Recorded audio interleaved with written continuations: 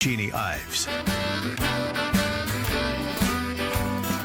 Okay, welcome back to The Real Story with Jeanne Ives. Moving on to something very similar to what Adam Andrzejewski was talking about, we have Kirk Allen and John Kraft. They are the Edgar County watchdogs, and I've known them for well over a decade, and they've been at it for 13 years. And these are probably old numbers, they'll maybe update us, but these are your local government corruption fighters.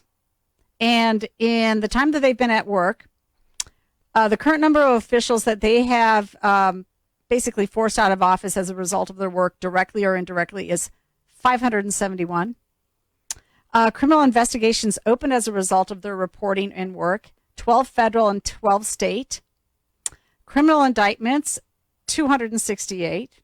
Convictions, 14 of the 15 trials resulted in convictions. They have 7 trials pending. And so this is remarkable. Kirk's the founder. He's a co-founder of Edgar County Watchdogs. He's actually spent his career in the Air Force. He moved back to the family farm. He operates a private business specializing in the fire industry, and he teaches tactical fire ground operations at the national level. He also currently serves as the fire chief / EMT with the Kansas Fire Protection District. You see, these guys are just a bunch of hayseeds from Southern Illinois. They don't know a whole lot, except that they're responsible for forcing 571 elected officials out of office in the state of Illinois because they weren't doing things right. That's what they're doing. John Kraft, he is also a co-founder of Edgar County Watchdog. He was born in Lincoln, grew up in Olney, and spent a career in the Army, moved back to Paris, Illinois. And he was a co-recipient, along with Kirk, for the 2016 State Policy Network's Vernon Kriebel Foundation Unsung Hero Award and the 2021 Illinois Conservative Union's Unsung Hero Award. These guys are amazing. They will root out corruption everywhere they go. So, gentlemen, thank you for being on with me. Thank you for having us. Appreciate it. Thank you. Yeah. Okay. So, we got to work on the COD issue back in 2014.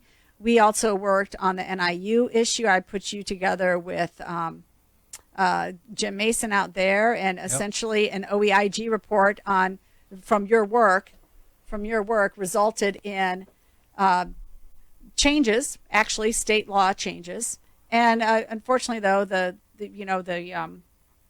president there still ended up with a $600,000 severance pay. So you guys have done a lot of work. Let's before we talk about the township, because we only have a minute 36 left. We were at dinner earlier today, and you were telling me about some of the other stuff that has been going on. Tell us about the veteran who couldn't get his water hooked up and what you did. That would have been down in Royal Lakes. Had a veteran almost a year was unable to get water hooked up within his community. It took us less than 60 days to make that happen for him. Multi-war combat veteran, and they refused to hook up his water because of his race. And it literally just took having some exposure, to make those people think twice about what they were doing. Yes, and that's exactly what happened. They had all black elected officials, and you went in there and said, "Why is his water not hooked up?" And they said, well, they gave a lot of different excuses. Yeah, a lot of excuses that really didn't make sense. And I asked them how many other people are having the same problems getting their water hooked up, and they said, "Well, only him." And then I said, "Is it because he's white?" And then they turned his water on. Yeah. Correct. Yeah, so it took him over a year to get his water turned on in a small community. Yeah, this is just the tip of the iceberg, but it's in every community. It's in every community, and unfortunately, it's in every ethnicity and every race. Yep, race doesn't matter. You got to root it out no matter where it's at. All right, we're moving on. We'll talk to them later. This is Dennis Prager. Now you can listen to my show. 60, The Answer. If we want to preserve our constitutional republic, we need an informed and educated citizenry. And that's what this show is all about. Find out what's really happening. It's time to stop the lies and learn the truth. This is The Real Story with your host, Jeanne Ives. And welcome back. It's The Real Story with Jeanne Ives. Our phone number here is 312-642-5600, 312-642-5600. And I have the Edgar County Watchdogs in studio with me. And, you know, these guys use just the simple tools that any citizen can use to check in on their government. They use Freedom of Information Act and Open Meetings Act primarily to hold people accountable. They've done a tremendous job. I read off their statistics earlier. As we sat here in the studio, literally, they were getting tips in from somebody who wanted them to investigate something. So one of you guys, just like tee it up for us. Where have you been in the state of Illinois? How pervasive is the corruption, big and small? And what are you working on specifically? Let's talk about that township. Well, as far as where have we been, gosh, out of 102 counties, we've probably hit 3/4 of them in some form or fashion at some unit of government. I mean, it's the tips come in, we try to prioritize them, and we run with it from there. And over the years, I mean, we've got to the point where it's pretty easy to tell whether the tips are accurate or not. As far as current project, I think probably Thornton Township's probably the biggest thing going on right now. Thornton Township and Village of Dalton. Okay, so tell us a little bit about that, because I know we were talking earlier, that supervisor makes how much money as a township supervisor? Do we have any guesses that came in? Oh, I did not get any guesses in. Counting all the compensation, like the expense account, per diem, around 270, around 270,000. A little bit less or a little bit more, and then you got to tack on what she makes as the mayor of the Village of Dalton. Okay, so she's making money as the township supervisor and the mayor of the Village of Dalton. Correct. Yeah, and they have tons of commingling of funds, using the township funds to pay bills for Dalton, using Dalton police officers to assist her with the township activities. One of the first things we found was that she used the township road district funds to purchase 2 brand new police SUVs, fully equipped with lights and sirens, radios, and everything. But the problem is a township. She needed something to drive. Yeah, the problem is a township in Illinois is not authorized as a police department. So we got a hold of the Secretary of State's chief law enforcement officer, and within a day or two, they sent Secretary of State Police to retrieve the license plates off those vehicles. What they should have done is confiscated the vehicles and charged her with improper use of police license plates, but they didn't do that.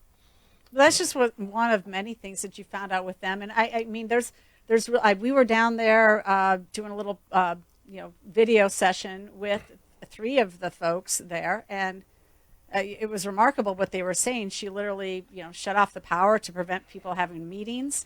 She wouldn't write checks to employees on time. Now she's not giving the people that she don't like business licenses to continue and re-up their business license for another year. She's refusing to do that. Meanwhile, she can party once or twice a week and have the taxpayers pay for all the parties.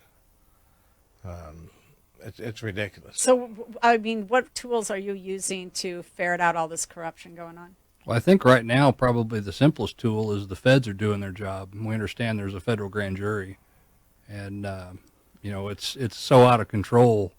The local authorities aren't going to step up and do anything, which is typical. It's all politics. They're not going to go against the local. So is the state's attorney Kim Fox for that area? Yeah, apparently they're pretty close friends, is what we've been told. Oh, okay. So Kim Fox is not going to help root out corruption here? Yeah, we don't know that yet. How about Kwame Raoul? I mean, you guys arguably know more about FOIA and OMA than the AG's office. And it seems to me like every time you contact them, you're right about the issue, and they're like, oh, whatever. Well, we've been wrong a couple times in 13 years on FOIA and OMA. But the Freedom of Information Act is one major tool. But the problem is when there's no hard monetary, punitive things you can place against a public official for violating the Freedom of Information Act. Let's take Tiffany Henyard and the Village of Dalton. We're suing them because they refuse to give us simple things like credit card statements, invoices paid, things like that. We're suing the township of Thornton because of Tiffany Henyard. They won't give us credit card statements and purchase receipts, not even for one day, because they say it's too unduly burdensome. Never mind, the Local Records Act and the Constitution require production of all the records related to the use of public funds. You're not implying that laws matter, do you? Is that, Yeah. that what you're saying? Well, I mean, but you're going to win that one. Oh yeah. Oh, yeah. But we shouldn't have to go through that process. No. Hey, tell the listeners really quick about that story, the Shelby County woman who was, the union, the ASME union leader that just decided to leave her job after you guys FOIA'd information. Yeah, the Shelby County, some of the union folks have been coming to the county board meetings complaining about a toxic work environment, but they can never indicate what is causing it to be toxic. They just moan and groan and complain and don't have any specifics. And during one of the meetings, I watched one of the union people walk out of the office, go downstairs, and she came back with a stack of papers and then handed them out. And it was a union speech that was read during the meeting. I thought, well, I wonder if that's where they ran them off on the copier. If so, that would be inappropriate use of public equipment. So I FOIA'd a copy of all speeches written on computers in the county clerk's office. The first response I got back, the 3 employees, 2 said no. The third one never responded, but gave me a response from the union that that's protected information and they'll file a grievance, or they have a right to file a grievance if the clerk gives up those records. And I politely asked the clerk, either deny the FOIA properly or give me the records. Lo and behold, I got 3 union speeches that were written on the public computer, one of them during public time. The other one was probably started during public time and then went after hours. And shortly, a few days later, she turned in her resignation. Oh. She'd been in the clerk's office for 16 years, and she got caught doing union business on a government computer. So she resigns her job because she knows she's got caught, but now she won't be punished. And No, she probably has a pension. There's no ramifications at all. No, none whatsoever. But at least you have a state's attorney who's on your side and willing to prosecute. You've told me before that's your biggest obstacle is the state's attorneys not willing to do their job and prosecute this type of public corruption. Yeah, we see that all over. State's attorneys are local. They're elected locally. They do not want to upset the apple cart. Well, so you've done training sessions around the state of Illinois, and you have one coming up soon that people can maybe tap into and learn more about how to hold their own local government accountable. Is that true? Yeah, we're going to try to set one up sometime in August, maybe September, but it's going to be in Dalton or in one of the surrounding communities of Dalton. There's an issue with holding it within the city limits of Dalton, but we'll work around that. Issues like, what was it today or was it yesterday? You know, they had bullet holes in one of the trustees' vehicles. Okay, explain that one. A former What trustee, happened? who was vocal against the mayor, and still vocal against the mayor, and we can't say. Wait, let's be clear here, listening audience. This is the same mayor who's the Thornton Township supervisor. Yeah. Correct. One of her trustees, former trustee, vocal against her, speaking out against her. In fact, we interviewed her. And we can't say the mayor had anything to do with it. Of course not. But 2 young men pulled up to the alley in a white vehicle, ran down the alley, fired at least 9 shots, and there's video on our website that shows you can hear the shots, you can see it run. Then they ran back to the white vehicle and sped off in the direction of the camera. So they shot holes in both of our vehicles. And there's nothing you could think, but it was a targeted attack. You can't say, well, maybe it's random Okay. because you don't what. We got to go. Back with you later. Because I did not get to finish up with them. John and Kirk, I mean, could you tell us a little bit more? Tell us your website. Tell us the biggest things that people should be looking at. Tell us how they can help you in any way with what you're doing. Our website is IllinoisLeaks, LEAKS.com. Our tip line is 312-566-8078. Some of the key things they can do is, most importantly, attend a public meeting of whatever local government you're interested in. You don't have to say anything. Just show up and sit there. they act different when they have an audience. And record it. Yeah, and record it either by audio or video. They can't stop you from recording a meeting, but record the meeting. If you want to know what to request public records, typically credit card statements and, any expenditures, any things they spend money on, and meeting minutes. Those are 3 of the most important items. So you at any given time, how many cases are you sort of juggling? How many investigations are you doing? Because people call in, and honestly, you're a not-for-profit. You're not getting paid to do this work. Oh, sure we are. All the politicians are paying us. Didn't you know that? No, they're not. But well, that's they're what not. we get told. Yeah, that's what you get told.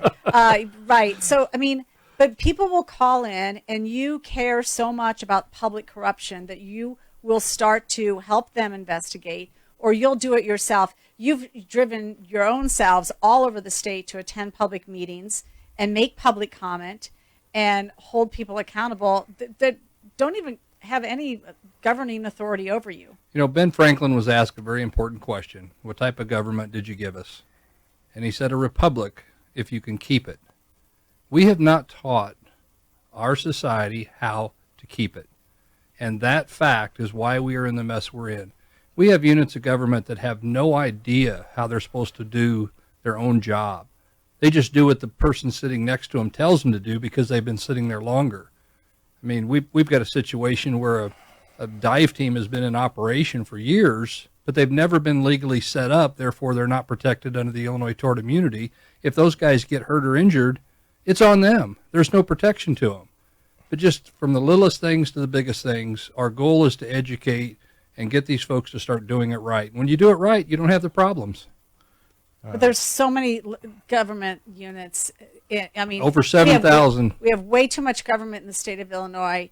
We have too few citizens watching over them. And unfortunately, we have too many elected officials that don't know their job. Right. And additionally, when you're looking at a local government, it doesn't matter what political party they are, what race they are, what religion they are, what kind of background they are. Follow the law. Stick to the law when you're looking at what they're doing, and you'll always come out a winner. If you stick to the law, you win. Right. If you add all these other things in there, well, he's a Democrat, so he's no good, or he's a Republican, so I'm not going to look at him. No, stick to the law, look at everything, and that's all that matters, what the law says. Right.